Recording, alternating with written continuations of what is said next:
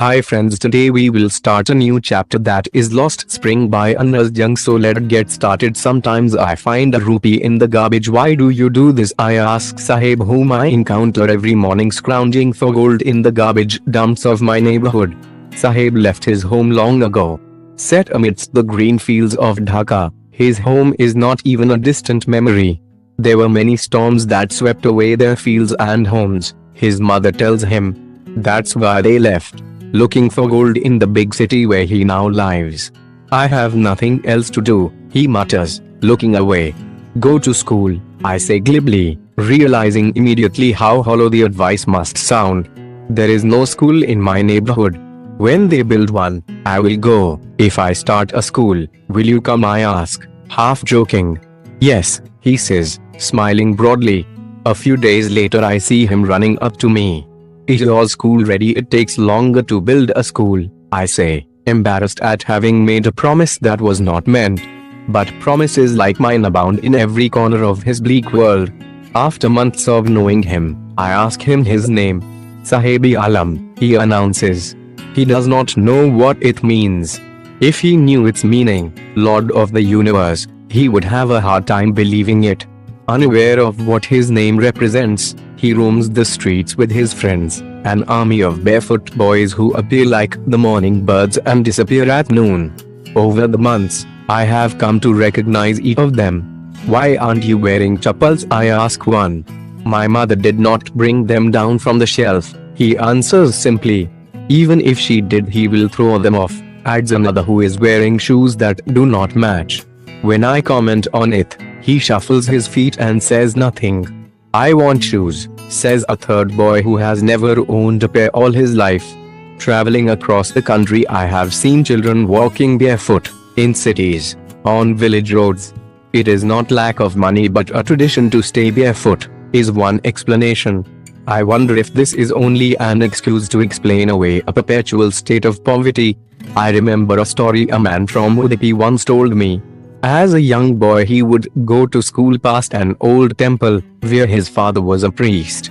He would stop briefly at the temple and pray for a pair of shoes.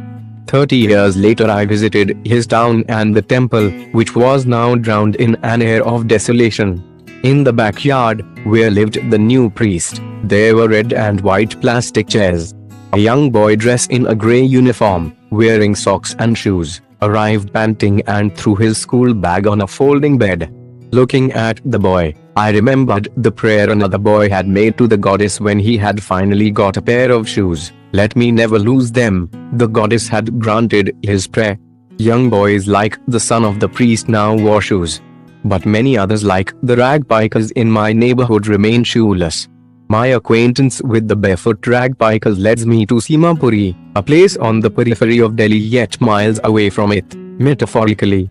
Those who live here are squatters who came from Bangladesh back in 1971. Sahab's family is among them. Simapuri was then a wilderness. It still is, but it is no longer empty. In structures of mud, with roofs of tin and tarpaulin, devoid of sewage, drainage or running water, live 10,000 ragpikers. They have lived here for more than 30 years without an identity, without permits but with ration cards that get their names on voters' lists and enable them to buy grain. Food is more important for survival than an identity. If at the end of the day we can feed our families and go to bed without an aching stomach, we would rather live here than in the fields that gave us no grain, say a group of women in Tatlets Aries when I ask them why they left their beautiful land of green fields and rivers. Where would they find food? They pitch their tents that become transit homes.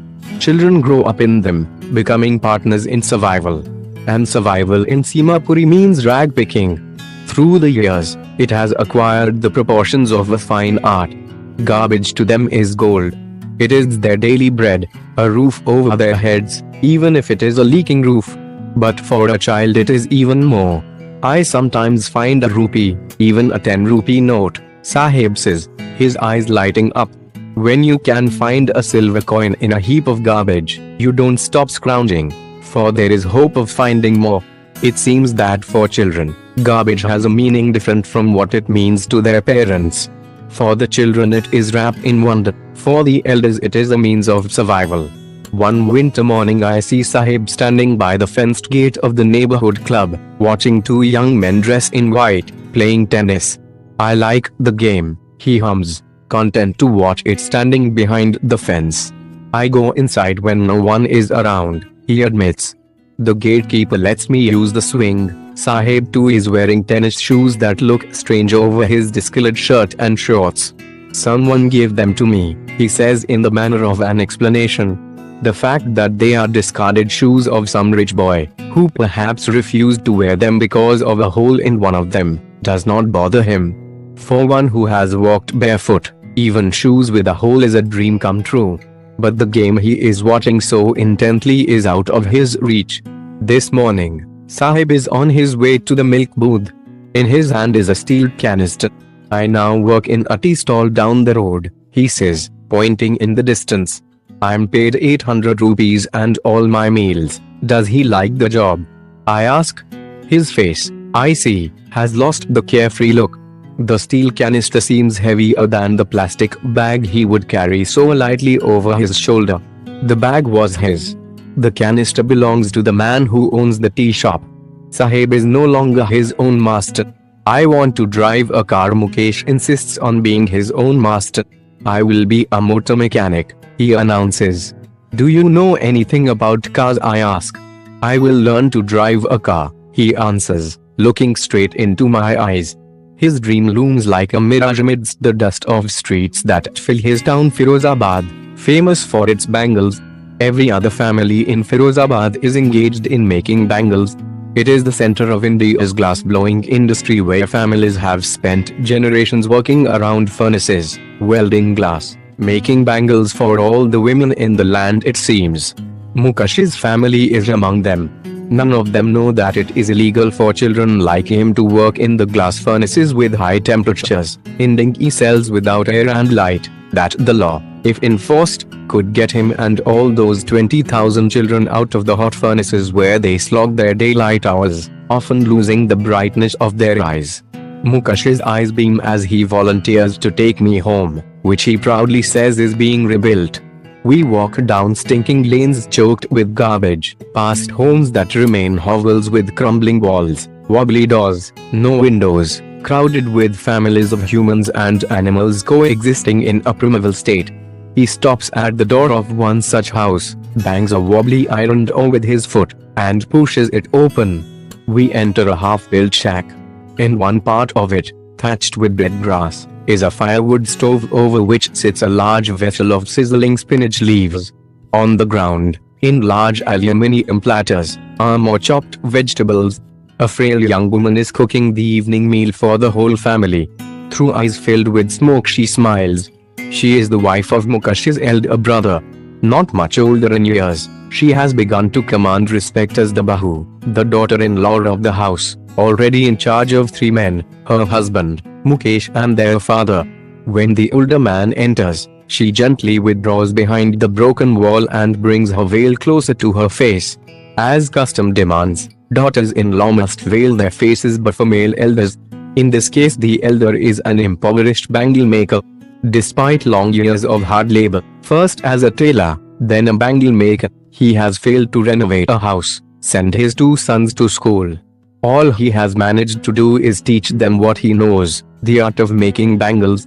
It is his karam, his destiny, says Mukesh's grandmother, who has watched her own husband go blind with the dust from polishing the glass of bangles. Can a God-given lineage ever be broken, she implies. Born in the caste of bangle makers, they have seen nothing but bangles, in the house, in the yard, in every other house, every other yard, every street in Firozabad. Spirals of bangles, sunny gold, paddy green, royal blue, pink, purple, every color born out of the 7 colors of the rainbow, lie in mounds in unkempt yards, are piled on 4-wheeled handcarts, pushed by young men along the narrow lanes of the shanty town.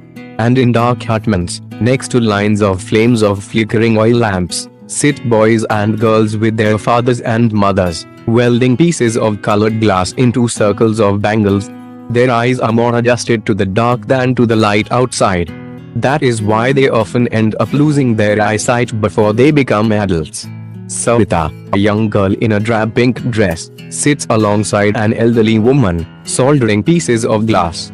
As her hands move mechanically like the tongs of the machine, I wonder if she knows the sanctity of the bangles she helps make. It symbolizes an Indian woman's suhag, auspiciousness in marriage. It will dawn on her suddenly one day when her head is draped with a red veil, her hands dyed red with henna, and red bangles rolled onto her wrists. She will then become a bride. Like the old woman beside her who became one many years ago. She still has bangles on her wrist, but no light in her eyes. एक वक्त सैर बाहर खाना भी नहीं किया, she says, in a voice drained of joy. She has not enjoyed even one full meal in her entire lifetime. That's what she has reaped. Her husband, an old man with a flowing beard, says, I know nothing except bangles. All I have done is make a house for the family to live in. Hearing him, one wonders if he has achieved what many have failed in their lifetime. He has a roof over his head. The cry of not having money to do anything except carry on the business of making bangles, not even enough to eat, rings in every home. The young men echo the lament of their elders. Little has moved with time, it seems, in Firozabad. Years of mind-numbing toil have killed all initiative and the ability to dream. Why not organize yourselves into a cooperative? I ask a group of young men who have fallen into the vicious circle of middlemen who trapped their fathers and forefathers. Even if we get organized, we are the ones who will be hauled up by the police, beaten and dragged to jail for doing something illegal, they say. There is no leader among them, no one who could help them see things differently. Their fathers are as tired as they are. They talk endlessly in a spiral that moves from poverty to apathy to greed and to injustice. Listening to them, I see two distinct worlds, one of the family, caught in a web of poverty, burdened by the stigma of caste in which they are born, the other a vicious circle of the sahukas, the middlemen, the policemen, the keepers of law, the bureaucrats and the politicians. Together they have imposed the baggage on the child that he cannot put down. Before he is aware, he accepts it as naturally as his father. To do anything else would mean to dare. And daring is not part of his growing up. When I sense a flash of it in Mukesh, I am cheered. I want to be a motor mechanic, he repeats. He will go to a garage and learn. But the garage is a long way from his home. I will walk, he insists. Do you also dream of flying a plane? He is suddenly silent. No, he says, staring at the ground. In his small murmur there is an embarrassment that has not yet turned into regret. He is content to dream of cars that he sees hurtling down the streets of his town. Few airplanes fly over Firozabad. Thank you. Please like our video and subscribe our Wisdom World channel for latest update.